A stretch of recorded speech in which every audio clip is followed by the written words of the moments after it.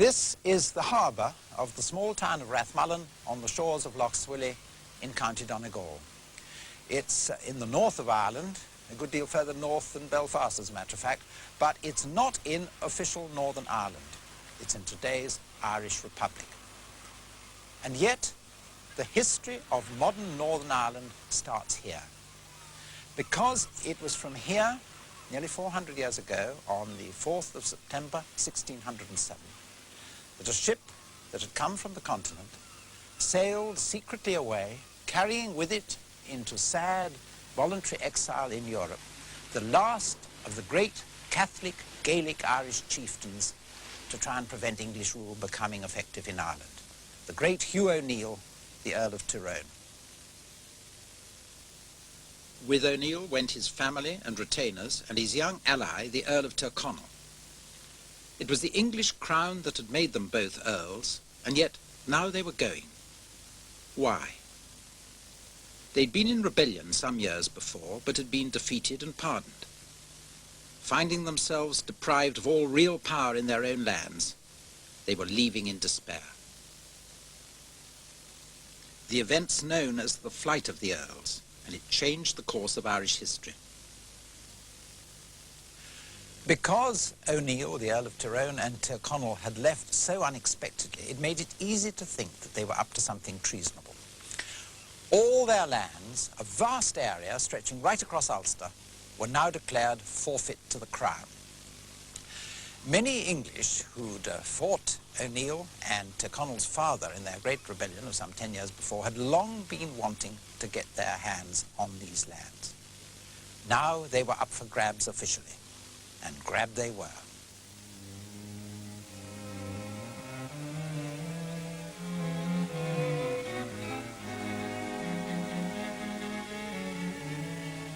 The counties of Donegal, Derry, Fermanagh, Tyrone, Cavan and Armagh were planted with English and Scottish settlers. Politically, it was thought that this would bring Ulster finally within the English peace. There'd been other such plantations in Ireland in the century before, but they'd withered away.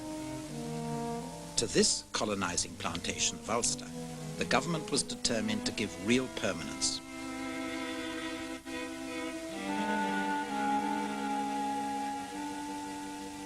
The Honourable the Irish Society, you'd almost think it was a very important personage. In fact, this brass plate in the city of Derry embellishes the office of that Honourable the Irish Society, which after 1610 was given the job of colonising, civilising was then very much the thought, those parts of the former lands of the flown earls which lay hereabouts, and all of which were now forfeit to the English crown. The Irish Society, similar in purpose to the East India Company of the day or the Virginia Society for colonizing America, the Irish Society, indeed it was, which changed the name of the city from Derry to Londonderry. And Derry's links with the city of London, maintained over many centuries, are still celebrated today as formally as ever.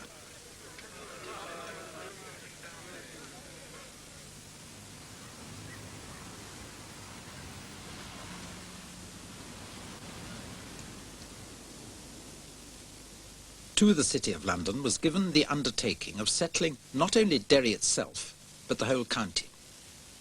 The land was given to wealthy city companies, haberdashers, skinners, drapers, salters. There's a draper's town and a salter's town there to this day.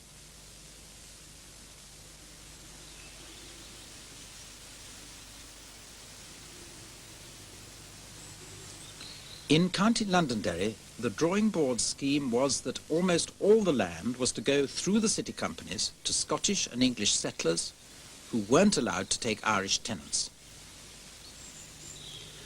A small part of the county, about 5%, went to former soldiers who were allowed Irish tenants. The rest of the county, about 10%, went to the native Irish, who'd once had all of it, and whom the Crown now charged double the rent it charged the settlers. It was, too, to the less fertile lands on the hills that most of the native Irish were to be confined. A similar scheme was drawn up for the other confiscated counties. The Irish again were to have the less fertile lands. In fact, the scheme didn't quite work out as on the drawing board. Settlers did come in, but many Irish, in fact, were left on the settlers' land despite the new regulations, being wanted either as labourers or as tenants who could be charged high rents. The settlers fortified their farms, living daily among Irish whose rights to land here they'd displaced. They made themselves secure against whatever might be being prepared for them in the hills and woods outside their windows.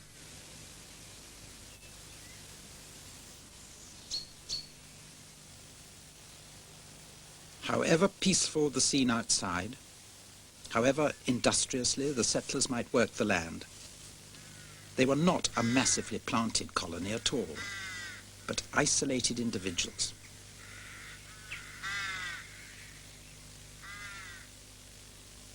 So from the very start, something goes wrong with the main political point of the plantation. The chance of totally colonizing the forfeited counties is lost. And there are two very important psychological results from this. First of all, the Catholic Gaelic Irish, while actually occupying a good deal more land than had originally been allotted to them, feel no less resentment because, of course, they regard the land as theirs in the first place.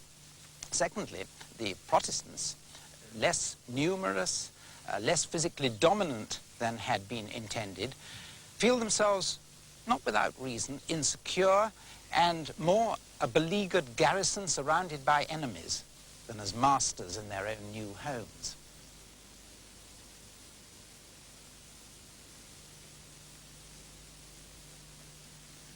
The really effective colonization or plantation of Ulster came about from another source. Through an originally small, unofficial settlement of Scots that had already taken place on the Ards Peninsula of Ulster's east coast. From there, coming continually across the sea from Scotland, there spread over northeast Ulster throughout the 17th century a stream of Presbyterian Scots in search of land and prosperity in a new country.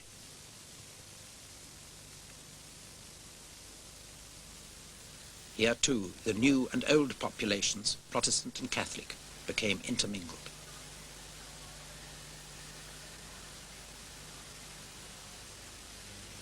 Prospering in this eastern settlement, these Scots Presbyterians, themselves dissenters from the official Anglican Church, spread outwards across the counties of Antrim and Down and the town of Belfast, spreading even right across Ulster to fill out some of the gaps left in the official plantation by the failure of those who'd undertaken to settle it. The mark of the two 17th century settlements of Ulster can still be seen on a map showing where Protestants are concentrated today. Donaghadee, in the heart of the Ards Peninsula or eastern settlement of Ulster. The important thing for the future, apart from the main fact that the Scots did come pouring in through the Ards Peninsula here, the important thing for the future was that as Scots, they came as Presbyterians rather than Anglicans. Presbyterians who at that time were penalized by the state here in Ireland as dissenters. On Sundays, people from towns like this actually used to row across to Scotland and back in their little boats in the course of one day to hear communion from Presbyterian ministers who were banned here in Ireland. One Sunday in the early 17th century, 500 people actually did this. It's that sort of determination on the part of Northern Irish Presbyterians to pursue what they see as their interests, both spiritual and material, that figures continuously through Irish history for the next 300 years and more, and is one of the principal factors in the situation today.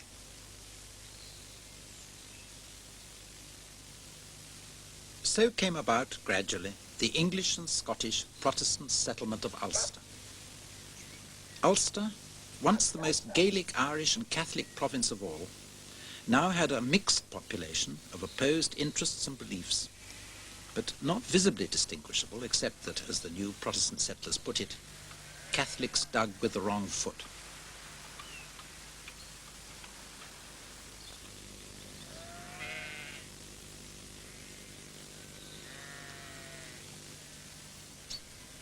At the very start, there was fear in the minds of the new settlers. Fear of those original inhabitants who, as labourers or tenants, were all about them, and whose minds they could never quite know.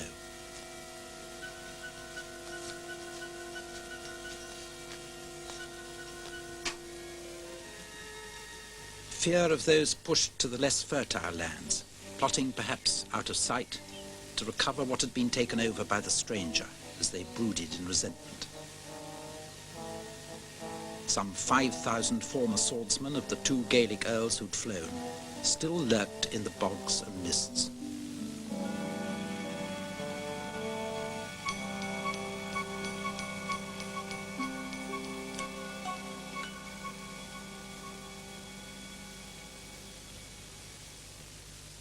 Then, on the 23rd of October 1641, it happened.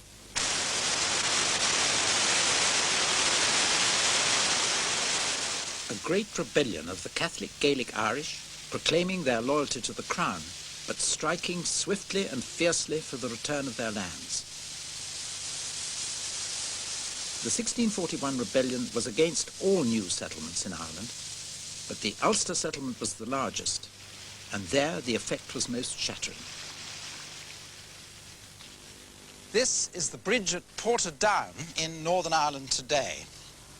On a cold November day in 1641, a party of some 100 Protestant men, women and children who'd been brought from their homes by the rebels and robbed and stripped often even of their clothes were herded together onto the bridge that was then here. They were then thrown or driven over the parapet into the water below, where they were drowned, or if they could swim, were shot or knocked on the head as they came ashore. Some of the Irish even took to boats and bashed them with oars as they floundered in the waters. There was said to be a ghostly figure which arose from those waters for months afterwards. A woman, naked to the waist, very white, hair dishevelled, her eyes, it was said, seeming to twinkle in her head as she cried, "Revenge, revenge."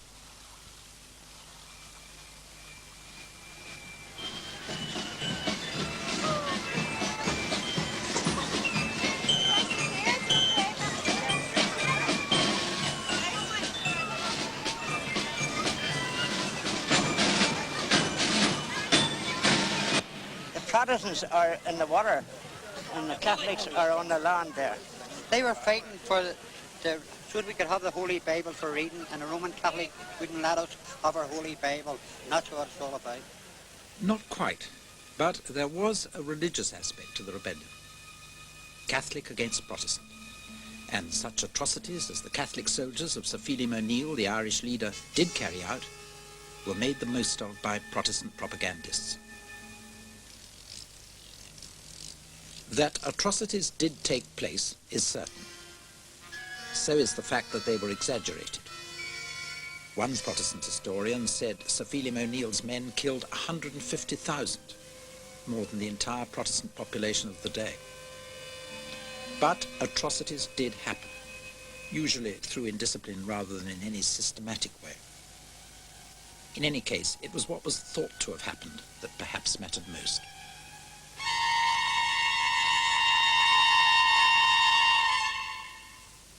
What really did happen? Well, we know up to a point. There are some 30 volumes of what purports to be evidence collected before legal commissioners at first hand from victims of atrocities, and they're known as the depositions. The trouble is that they themselves have become a subject for dispute as much as anything in Irish history, which is saying something. Certainly, some of the evidence is mere hearsay. A lot is not concerned with Ulster at all, but with smaller settlements after the plantation in other parts of Ireland. Some is actually concerned with government atrocities. Some of it is collected 10 years after the event and is highly suspect as justifying the prosecution of Catholics whose lands people had designs on. On the other hand, quite a lot of the evidence was collected within weeks and at the most a few months of the event to which it refers, and has an unmistakable ring of truth about it. The evidence which witnesses or deponents gave was read back to them in the form of statements. I'd be seated.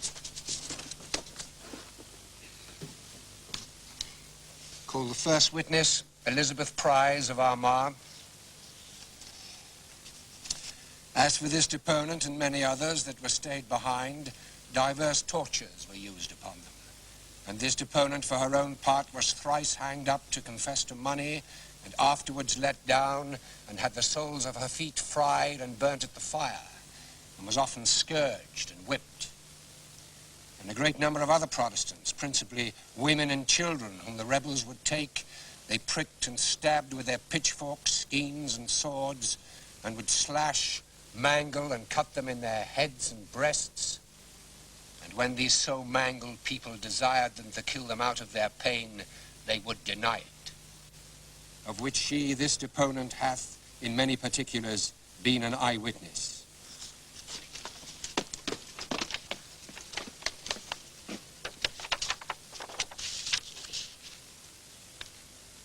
They dragged the deponent's brother, Lieutenant James Maxwell, out of his bed in the rage and height of a burning fever and cruelly butchered him. And his wife, Griselle Maxwell, being in childbirth, the child half born and half unborn, they stripped stark naked and drove her to the black water and drowned her. Not 20 of these Protestants of that parish escaped the merciless hands of the rebels.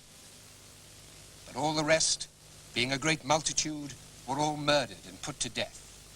Some by burning, some by drowning, some by hanging, some by famishing or starving, some by the sword, torture, or other cruel deaths.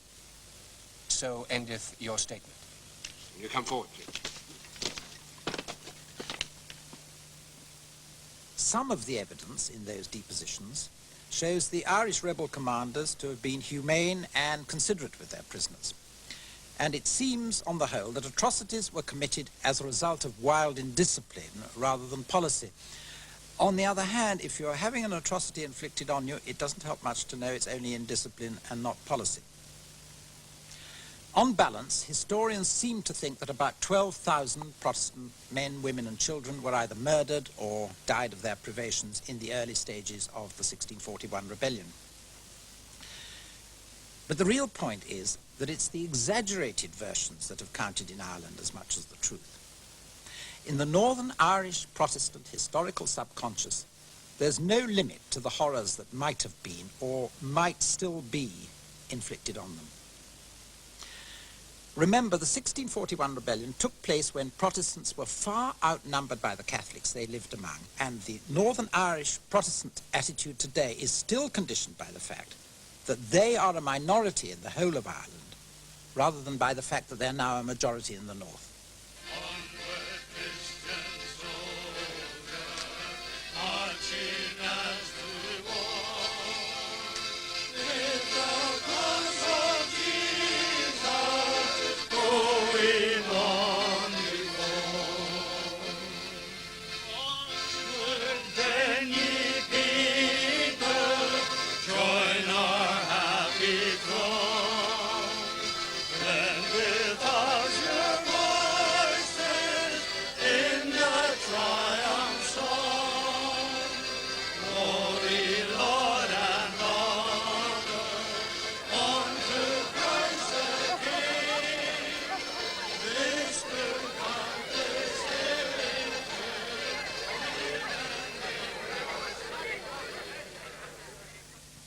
This day of Ulster's danger can be like the Britain of 1941.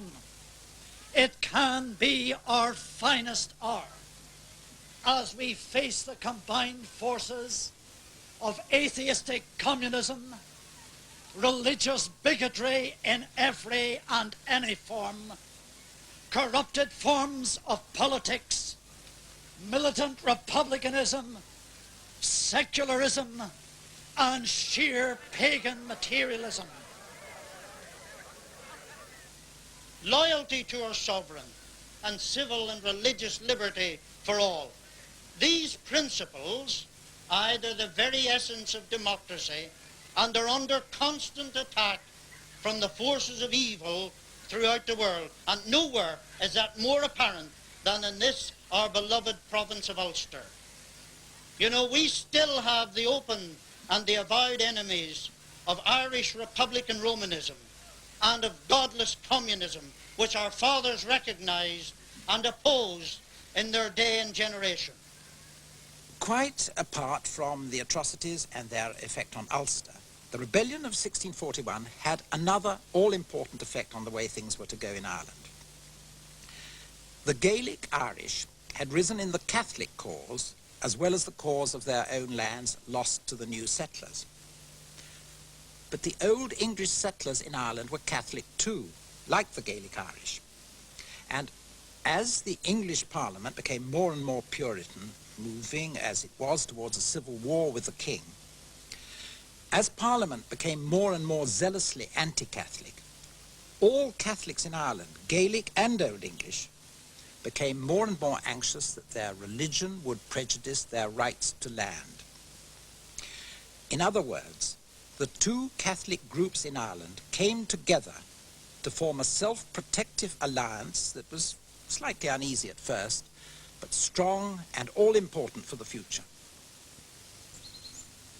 That religious faith rather than racial origin was deciding allegiances in Ireland is shown by what happened here at Clongowes in the Great Rebellion of 1641. Clongowes, once a bastion of that English Pale built to ensure that the English government's writ could at least run round Dublin. The present building houses a Catholic boys' public school, and the harmony of English culture with Irish Catholic zeal is apt. For in 1641, the owner here, an English Catholic, drew his sword for the Catholic religion and Ireland against the English government in Dublin. Here Protestants committed atrocities, slaughtering women and children on the estate, hanging the garrison, and smashing open the jaws of the 90-year-old mother of the owner to get at the key to a secret room which she held in her mouth. Such were some of the awful events that were now gradually hammering the people of Ireland into two nations, one Catholic and one Protestant. It was the Catholic people of Ireland who were eventually to dominate Irish identity. I have kept the faith.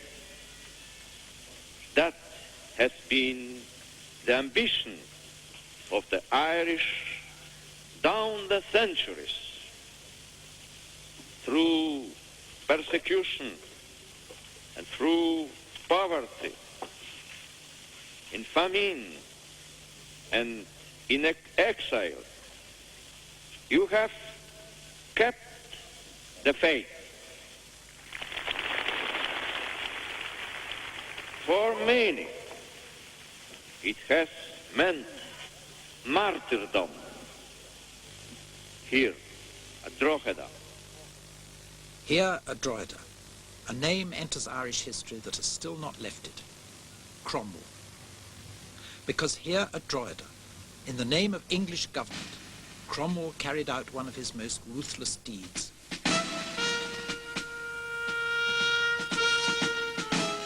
Cromwell had won his civil war against the king in England, but in Ireland there were still strong royalist armies, English royalists allied with Irish Catholics. Cromwell had come to break them all. I have come with the assistance of God to hold forth and maintain the lustre of English liberty in a land where we had undoubted right to it.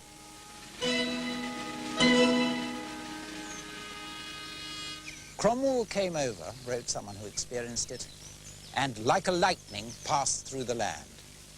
And he struck first here at Drogheda. And you really can't call this a simple racial anti-Irish action, as nationalist legend has sometimes had it, because the commander of the garrison here was a veteran English soldier, and many of his officers were English royalists fighting the Civil War still here in Ireland, and now in common cause with Irish Catholic rebels. Cromwell had brought over modern siege artillery, superior to anything that was then in Ireland, and he put his guns on the high ground over there across this sort of ravine.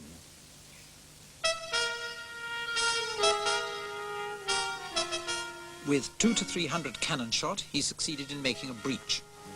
But his first attempt to storm the breach was driven off with some loss of men, and it was this setback which seems to have inflamed Cromwell, so that when his men did eventually succeed in breaking in, he behaved as he did. Being in the heat of the action, I forbade them to spare any that were in arms in the town. Women and children inevitably got caught up in the process. Attacking in person, sword in hand, Cromwell and his men, in the final assault, drove the defendants back through this churchyard here to a fortified hill over there known as Millmount. Trapped here, the English commander and his officers surrendered, but were immediately put to the sword, though that's something of a euphemism where the commander himself is concerned, because he, Sir Arthur Aston, was, it's said, actually beaten to death with his own wooden leg, because, it's said, Cromwell soldiers believed that he had money concealed in it.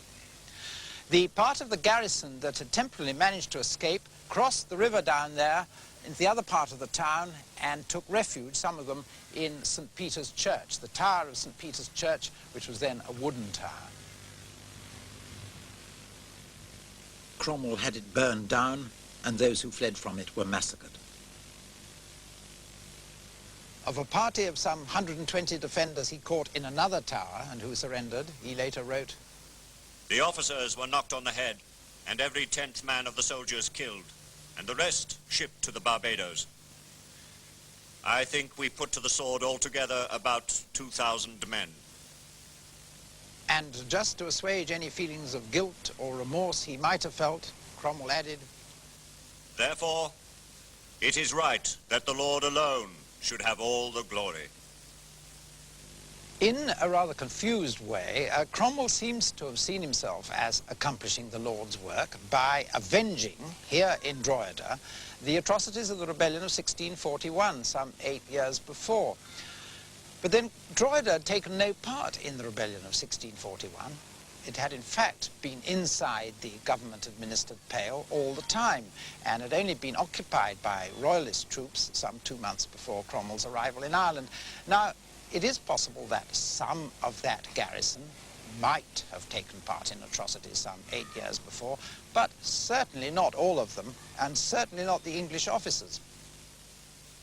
Nevertheless, the effect on Ireland of this, Cromwell's final ruthless campaign of the Civil War, was devastating. In the name of English government, Irish Catholics, symbolized by the whore of Babylon, were to be trodden under, and Irish Protestants were to triumph.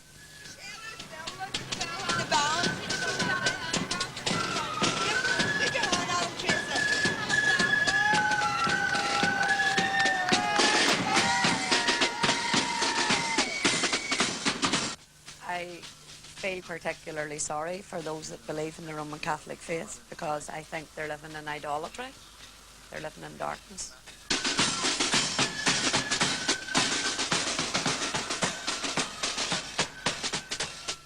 From Drogheda, Cromwell's Puritan parliamentary armies marched victoriously south through Ireland. Some surrendering garrisons were treated with mercy, even with honour. But one town, Wexford, suffered even worse than Drogheda. Wexford was stormed while still negotiating surrender, and Cromwell's men ran amok in the town, killing at least 2,000, of whom 200 were said to be women and children slaughtered in the marketplace. Drogheda and Wexford were burned into the folk memory of Southern Irish Catholics as part of the curse of Cromwell.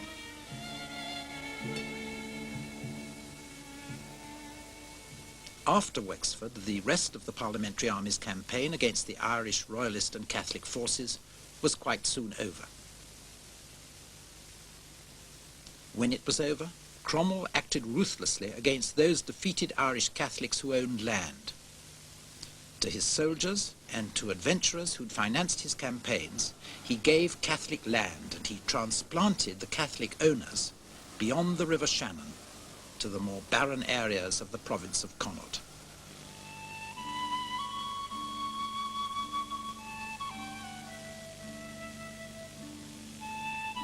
With this final humiliation of the Irish Catholic landowners, their banishment to a remote corner of their own country in the beautiful, sad lands of the West, the curse of Cromwell was complete.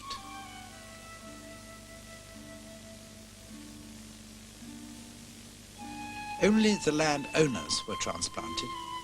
The rest of the population stayed behind as tenants and landless labourers of the new Protestant settlers. Yet the transplantation to Connaught was a symbol of humiliation to all Irish Catholics everywhere. The curse of Cromwell marked them all.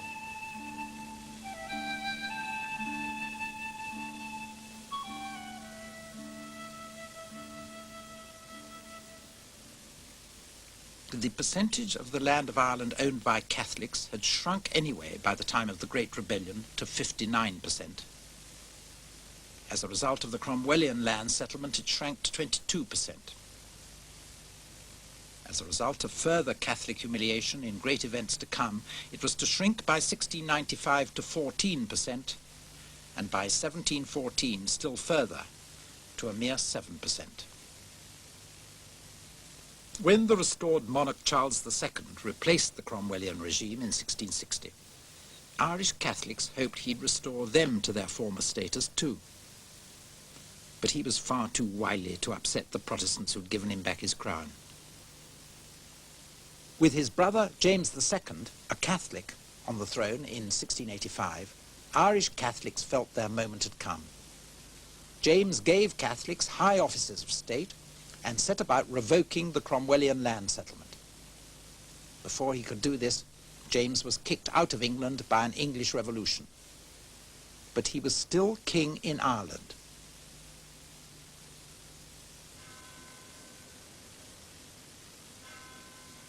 The city of Londonderry, symbol today of Irish Protestant determination to stand firm against the Irish Catholic majority in Ireland.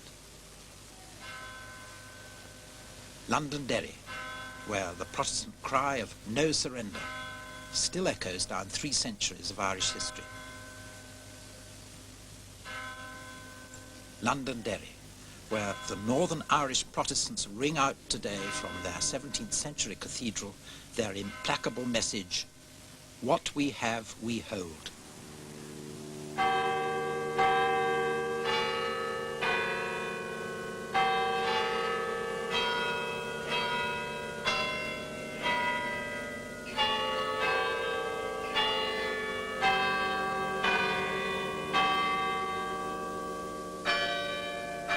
For it was here in 1688, as the citizens of that day heard how England was replacing the Catholic King James II with the Protestant William of Orange, that on the walls of Londonderry, the crisis this meant in Ireland was played out.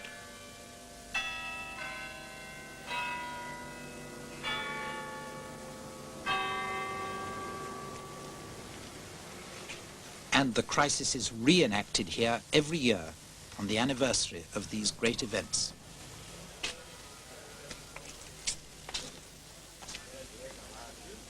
Protestants of Londonderry, with their sashes and other ceremonial equipment, begin to assemble.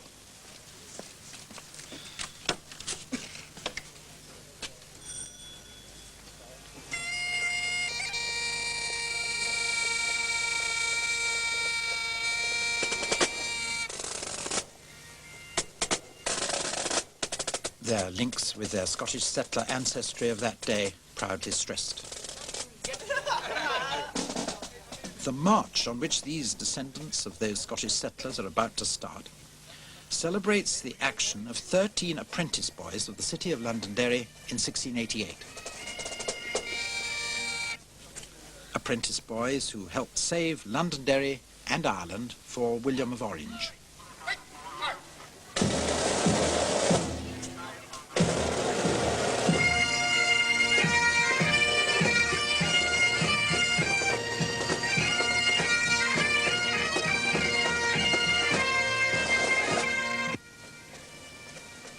In 1688, tension mounted as a story came that Catholic supporters of James II against William of Orange were massacring Protestants, as in 1641.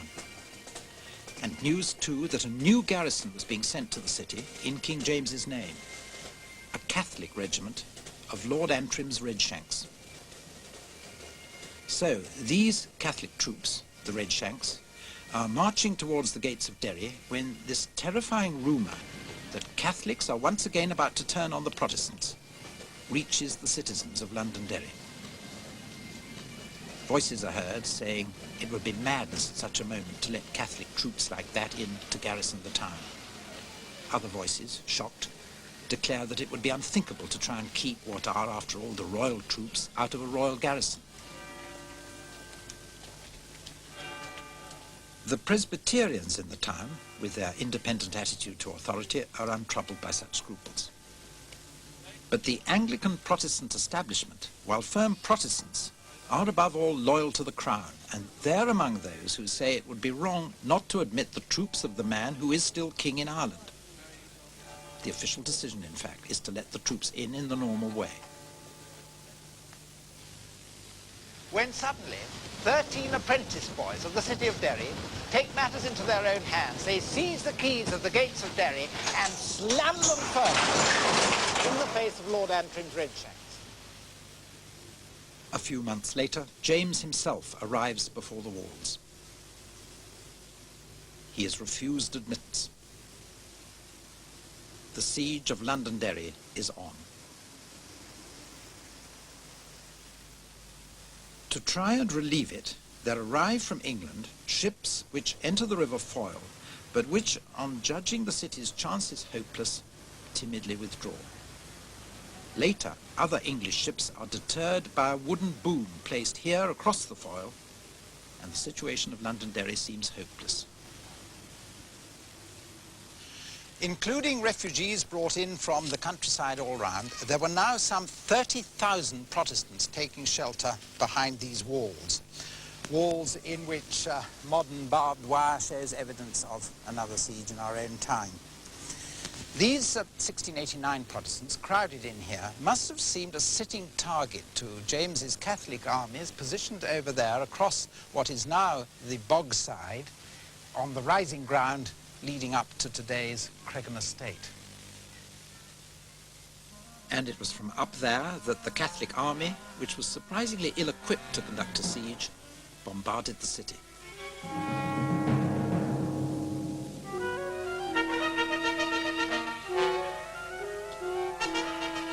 Houses were set on fire, but the Protestant garrison and citizens successfully repelled all direct assaults on the walls.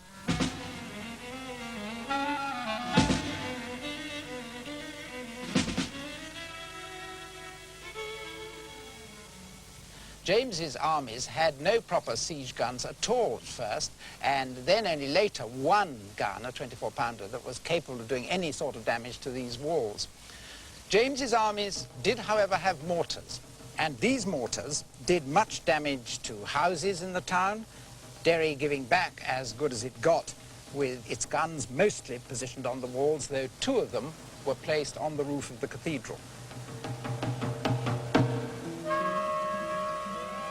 But the fires the mortars started in the town and the damage to houses did result in great hardship in an overcrowded city short of food. Just how short of food can be seen in this Derry Museum from a shopping list of one of the last weeks of the siege. A quarter of a dog, fattened by eating the bodies of the slain Irish, 5 and 6. A dog's head, 2 and 6. A cat, 4 and 6. A rat, a shilling. A mouse, 6pence. A quart of horse's blood, 1 shilling. And this comment of the time gives a further glimpse of what the diet must have been like. Our necessity of eating the composition of tallow and starch did not only nourish and support us, but was an infallible cure for the looseness. There's an account in here of one particularly fat citizen who didn't dare to go out of his house for 3 days because he fancied that several of the garrison were eyeing him with a greedy look. Not that the thing was any sort of a joke, thousands of people died of starvation and disease.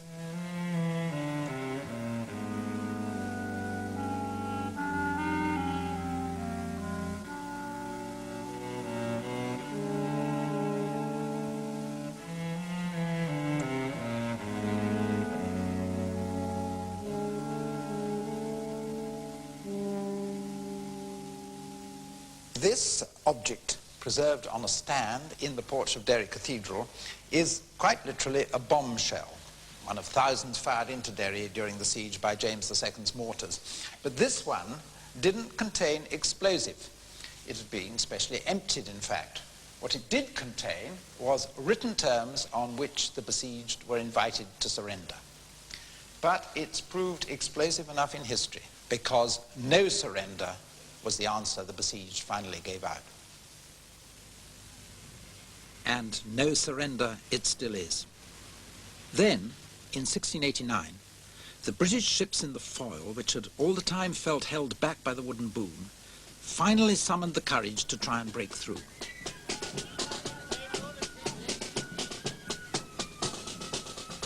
Facing a continuous barrage from the Catholic Irish armies on the shore, they were watched with mounting excitement by the starving citizens. Triumphantly, the ships, headed by the Mountjoy, burst through the boom and sailed up with relief supplies to the very walls of Londonderry.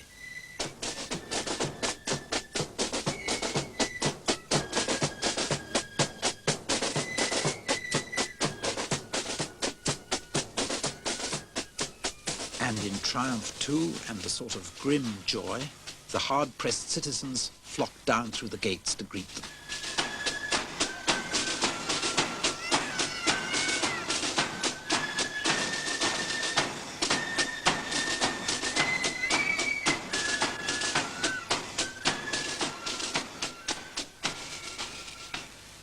The siege of Londonderry was over, to become, it seems, until such time as the River Foyle runs dry altogether, a sacred memory for the Protestants of Northern Ireland. But enshrined with that glorious cry of no surrender, the memory too of those British ships in the Foyle that had for so long seemed to lack the courage to come to Derry's aid. In reality, but for the arrival of British help, Derry would have surrendered. In Derry, there were people already negotiating for surrender. But the only reality which history has allowed to count is that Derry did not surrender. That, and the lesson for the Northern Protestant, that however much he may need British aid, he is, in the long run, always on his own. And it's in that sense that, in the minds of many people in Northern Ireland today, the siege of Derry is still not over, though it was raised 3 centuries ago. The raising of the siege was followed within a year by the arrival in Ireland of the Protestant King William III himself, who landed by Carrickfergus Castle near Belfast on June the 14th, 1690. He was soon after to win a great victory at the Battle of the Boyne.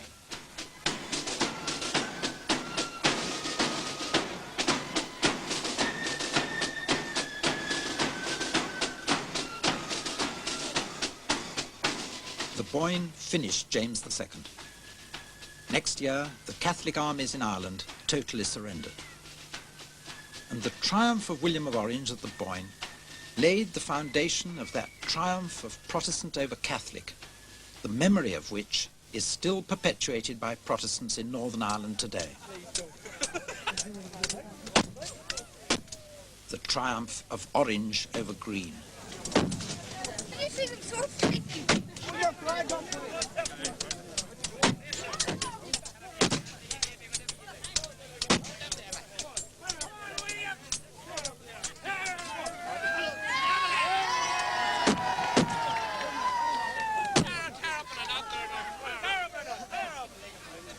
It's a memory of triumph which the Protestants of Northern Ireland still need as part of their everyday lives.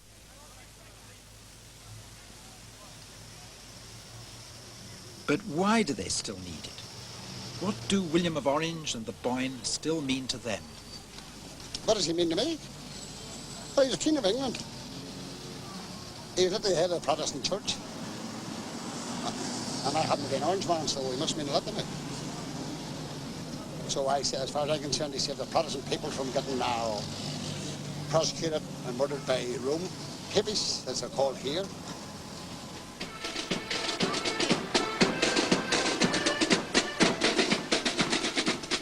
In their history book, Papists are the people on whom the gates of Derry had to be slammed and from whom the relieving ship Mountjoy delivered.